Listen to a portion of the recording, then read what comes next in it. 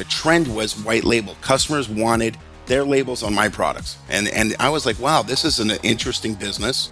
I definitely need to explore it. And it kind of white label found me. I didn't find it. The customers, the demand was so high for it. So I jumped. Hey folks, welcome back to the podcast. I have here Daniel Rosenfield. We're going to be talking about Totally products, and we're going to be talking about white label, business building, and scalability beyond just private labels. Welcome to the call. Thanks. I appreciate it, Neil. Thanks for having me on board. Well, give us some history about you, my friend. Tell the people what they should know about you. Oh boy. Well, I come from a mortgage background, so I was doing mortgages for many years, and obviously, as you know, the market bottomed out back in '08, and I was looking for an opportunity, and I was always had a passion for nutraceuticals, and I because my health was really falling apart during the mortgage kind of depression that was going on. I said, I need to get my life together, need to kind of reorganize. And I just kind of jumped into something that I was passionate about. And the nutraceutical business was huge. And so I started with one product, and I started sitting on my couch promoting it. I didn't even have an office. I closed down my office. I was literally sitting in a living room couch for the first 6 months. And I kind of built it into a huge nutraceutical business, really with a specialty in white label, and which, as I was telling you earlier, is huge. It's a good 55% of my business, and it's really taken off. So tell us some more about, obviously you got involved in the e-com side of this. Why white label? Like, why did that interest you? What opportunity came to you? Like, how did that even get started? Well, funnily enough, about 7 years ago, there was a company called Alibaba, which was very persistent, kept hitting me up. And I'm sure you guys have heard of them. They're, a big online Chinese conglomerate company. And they started emailing me and hey, we'd love you to be on our platform. I'm like, leave me alone. I'm busy enough. I don't need, and they were very persistent. And what I noticed once I signed up on their platform, I noticed that the trend was white label. Customers wanted their labels on my products. And I was like, wow, this is an interesting business. I definitely need to explore it. And it kind of white label found me. I didn't find it. The customers, the demand was so high for it. So I jumped. Yeah. So guys, if you're not familiar with Alibaba, which most of you should be, especially if anybody's in the e-commerce side, and correct me if I'm wrong, but if I remember correctly, Alibaba did in one day during one of their holiday promos what Amazon Prime has done an entire year. Like they are huge. Well, they have their own version of, I think, whatever they call their Black Sales whatever Day. They call that, yeah. And it was huge. I think they do like $60 billion in a day. It's just infinite amount of business. It's crazy. So yes, you are partly correct. Yes. So for those who are listening, I know this. Let's have your own definition of what's white label and private label. What are the biggest differences between the two? Well, they're almost one and the same. White label is simply the ability to create and put your own design on a bottle. Create your image. We have a team of designers. We're just going to say, hey, pick. What image would you like? What feel would you like? We'll create that. We'll put that together on your bottle. Private label is more towards like big box retailers. Walmart and so forth. They might come to us and say, hey, we want our own label. So that's kind of technically the term. At least my definition of private label, it's the, retailers putting their own label on the bottle, but it's almost one and the same. It really is very, very close. It's a good definition. We call it, customization is really the biggest difference. But white label obviously moves speed to market. Now, why the nutraceutical space? Like, why did you choose that? Or did that space choose you too? Besides having a passion for feeling better and trying to take care of my body, it's very profitable. Because when you get into the origination and manufacturing distribution of the product, you can mark it up anywhere from 3 to 5 times, even more. We also have an e-commerce side of our store. If it costs us $2.40 to create the product, and we could sell it for $29.95 retail. So you're talking about 6-7 times your money on the e-commerce side, and 2 to 4 times on the wholesale side. Now, what channels are you selling on particularly? What's your biggest channels? Well, besides being probably the number 1 or 2 top seller on Alibaba in the US, we also sell on Wish, Walmart. That's on the e-commerce, and God, there's honestly, we have such a huge following now from just Alibaba and just wholesale buyers over the last 5 years. We've built up a nice following, but mainly I'd say Alibaba is probably the biggest. There's another company called Foria, which is pretty big. They're based out of Turkey. And then, there's a few others behind it. Range Me is huge. I get a lot of traffic from them as well. So those are probably 4 or 5 of the biggest sources. Now, I noticed you didn't mention Amazon. Obviously, Amazon FBA is a big component of our model and has been for the last 9 years. Is there a reason why Amazon? Amazon's like a curse word for me. I try to swim away from the rest of the fish. I do have an Amazon store. We do it more for branding. The problem is I consider Amazon like the mafia. The mafia comes and they collect once a month, and they take over 55% of your income. So it's like you're doing well, and then the mafia comes, aka Amazon, and they say, okay, it's time for us to take our 55 or 60% cost and cut, and we end up losing money with them. But from a branding perspective, it's great because it legitimizes our store. So if I could give any advice to any bigger sellers, is it's always great to have an Amazon store, but if you're looking at making true money with it, I'm not a believer of that. I swim away. I actually supply a lot of the Amazon sellers white label products. So I do a lot of business. Amazon's great for me because I'm a supplier of their product to a lot of the sellers on the platform.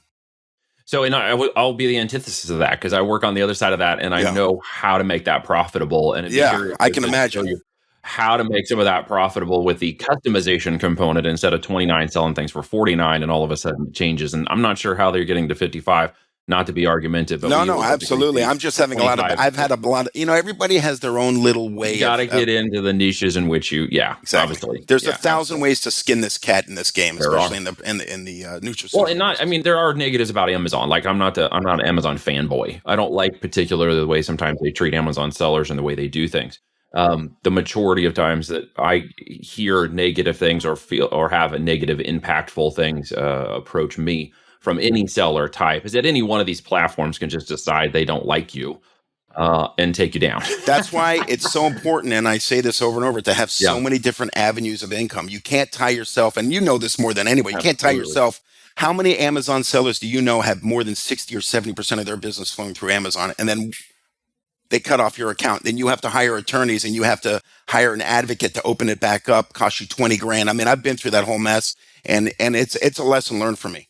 Yep, we've always, and you're right. We always tell everybody to go multi-channel as soon as your product is validated. It's a great incubator to move, and I can move people to 7 figures in 12 months or less very fast. Well, you sold me. I'm motivated.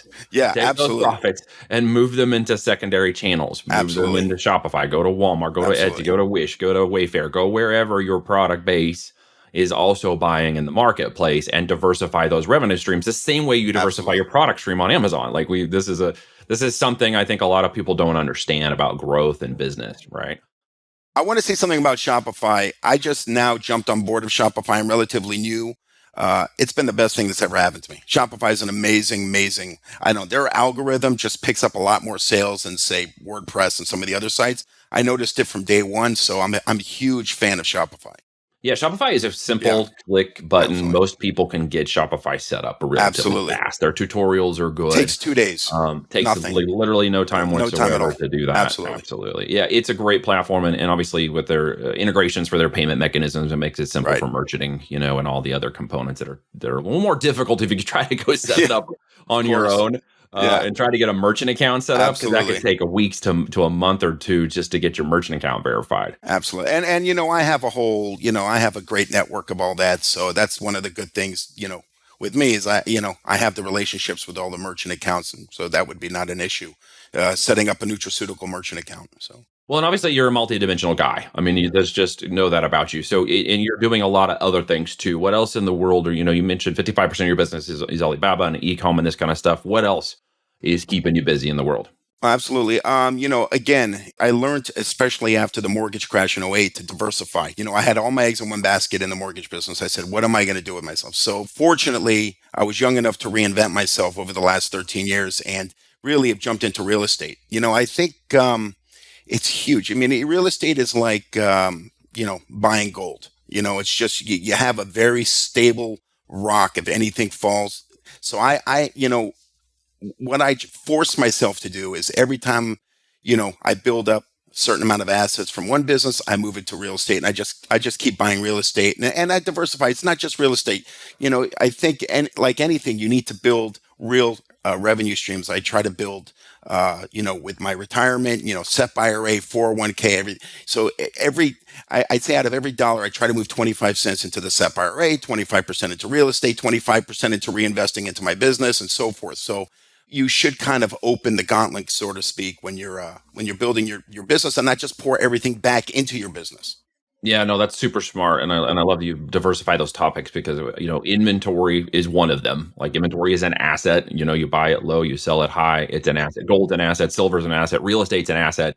The whole point is diversification of assets should be a major component, and it's very smart of to learn that. And obviously, you said the phrase "reinvent yourself." That is like the classic entrepreneurial.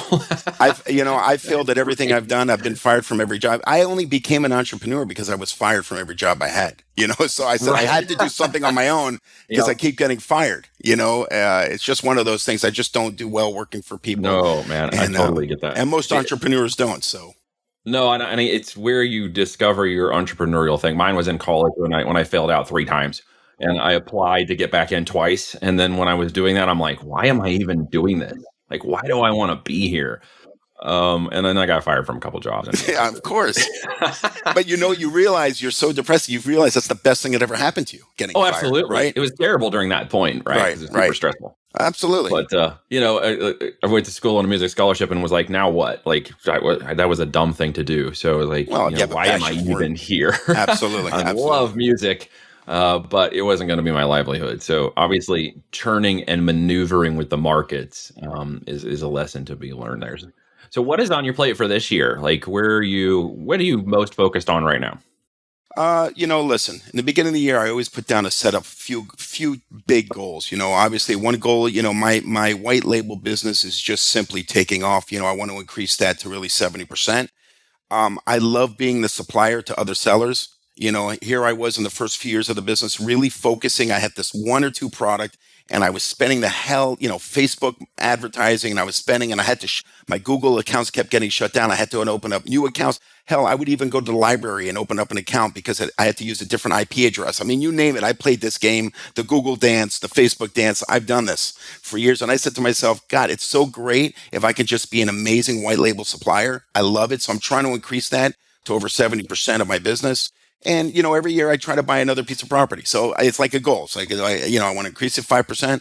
Every year I'm always buying another piece of property. So that's, my goals are simple. And of course, to keep, everybody staying healthy and enjoying your family. And I think that's the most important thing because you want to have time for them as well. And, my life, we're guys, our life is simple. Women are complicated. I'm only generalizing, not stereotyping by any means, but, guys are very simple. Give us a beer. Let us watch some football. I'm a diehard Dolphins fan and try to make a few cents here. No, yeah, we are relatively simple basic people. Yeah, we're pretty easy. Feed us and do other things, and we'll be pretty absolutely happy. Well, look, anything else you want to offer? Where can people get connected with you if they want to go and learn about white label and nutraceuticals and get involved? Where can they find you? Well, we have a website, whitelabelbrandbuilders.com, white label brand builders, or you can go to my main site at totallyproducts.com. You can always hit me up, and we can talk in more detail and just tell me what you're trying to do. And the great thing with us is the minimum order is 100 units. So you don't need much to get started, and as soon as you get up and we can we can supply all the documentation for you to get up with Amazon or any other platform. Walmart's becoming very big right now. It's the new biggest, I guess it's right behind Amazon. I'm getting a lot of requests for that. So, we'd love to hear what you have, and hopefully we can get something going for you. Guys, well, thanks for checking this out today. If you're interested in nutraceuticals, if white label is something you're considering to test market, obviously a low MOQ is a great way to do that. And obviously Daniel has a great system set up and can support you. I encourage you guys go check it out, see what he's doing, see if it works for you, especially if you're in the nutraceutical space or you want to get involved in it and want to start testing the market and see what you can do with your own brand. Hit him up. Daniel, thanks for coming on today. Thank you. Neil, take care of yourself. All you guys right, take care.